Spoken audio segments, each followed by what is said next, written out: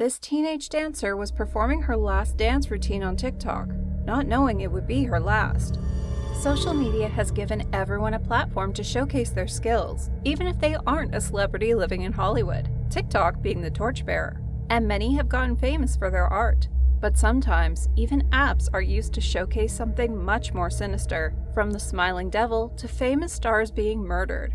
Let's have a look at 3 disturbing TikTok cases. Isabella Guzman. The case of Isabella Guzman was a viral topic on TikTok and other social media platforms for years, but not many people know her. The teenage girl who goes by the nickname Isa looks just like a normal teen at her age and with physiques that fit a model. Full name Isabella Guzman. She was born in Colorado, US in 1995. The family was living harmoniously and Isabella was living a life she had always wanted. From childhood to adolescence, she was a cheerful girl, friendly, and the kind that never wanted to make trouble with anyone.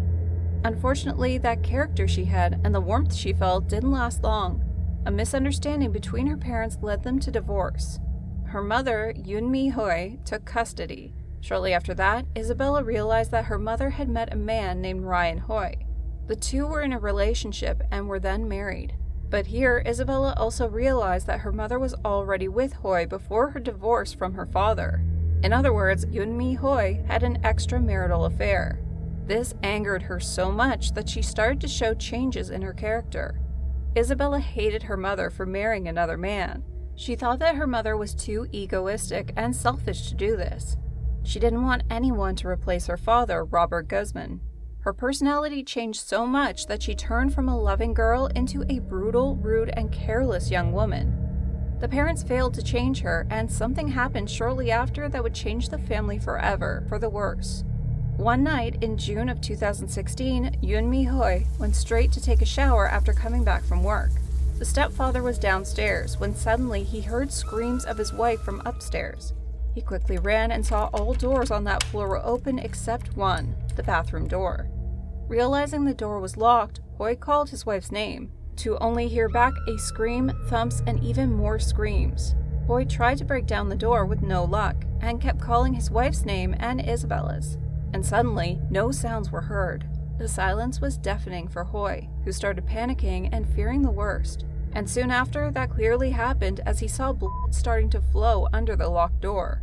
Hoi quickly went downstairs to call 911 before returning upstairs, to realize that Isabella was just standing at the bathroom door holding a knife dripping with blood.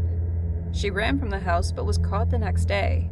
In a post-mortem analysis, it was found that Yoonmi Hoi had been hit with a blunt weapon and suffered 79 instances of stabbing, including 31 instances on the face and 49 in the neck.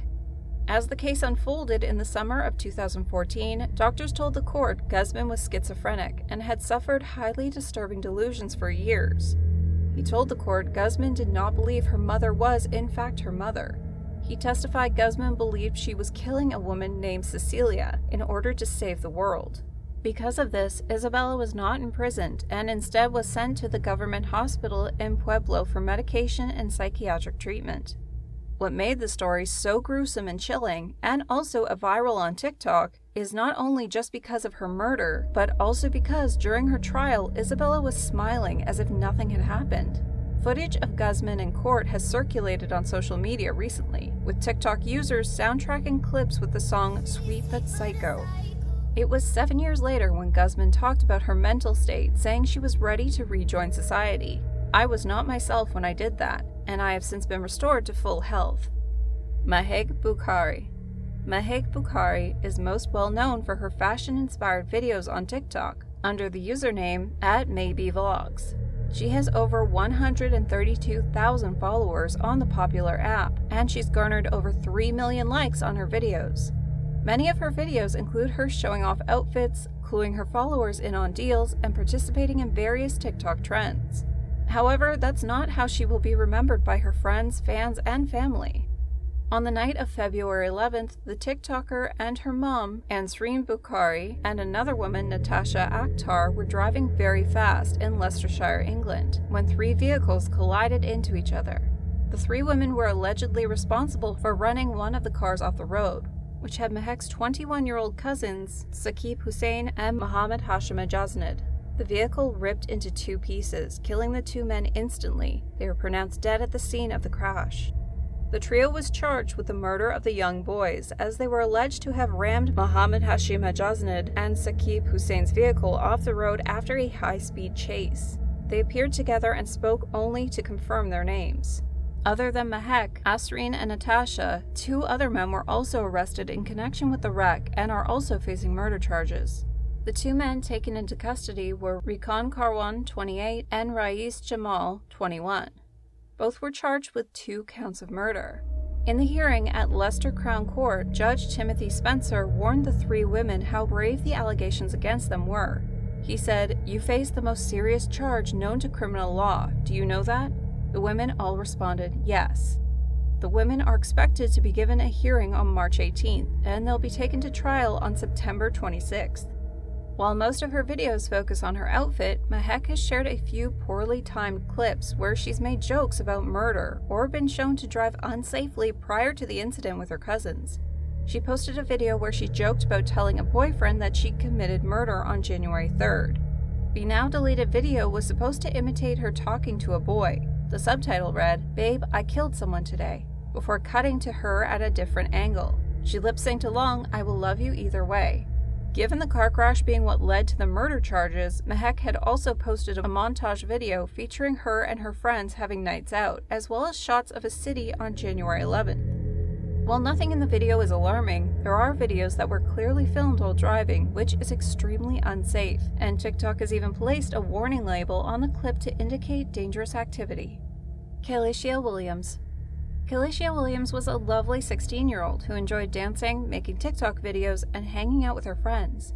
In December of 2020, she was invited to a holiday party at an Airbnb with only a few of her school friends. Her mother and stepfather felt confident in allowing their daughter to attend the party because she had previously attended a similar gathering. They even spoke with the host, who assured them that she would be present and look after everything the entire time. Kayla's stepfather was the one who thought it would be a good idea for her to socialize. Due to the pandemic, she had been locked up inside the house for months, unable to see her friends, so this would be a good time to hang out. Kayla reluctantly consented and agreed to go, but the party, which took place the day after Christmas, was nothing like what her parents had been told. It was held at the famous Hyatt Regency Hotel in Atlanta at midnight rather than an Airbnb. At the party, Kayla was alone in a room, filming what would be her final TikTok. She was performing a dance routine in her hotel room when someone appeared to enter her room without knocking. Kayla jumped, her face flushed, and she immediately switched off the video.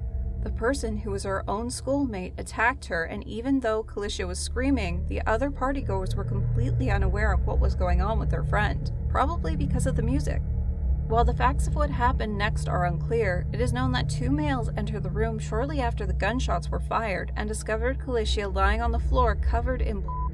They carried her to the elevator in a hurry, and the authorities were alerted. Kayla was not breathing and had no pulse when paramedics arrived on the scene. She was subsequently taken to the hospital, where physicians attempted but failed to save her life. While all of this was going on, Kayla's parents contacted the party's chaperone to inquire about their daughter's well-being, but they did not learn the truth about their daughter's destiny until 8 hours after she died.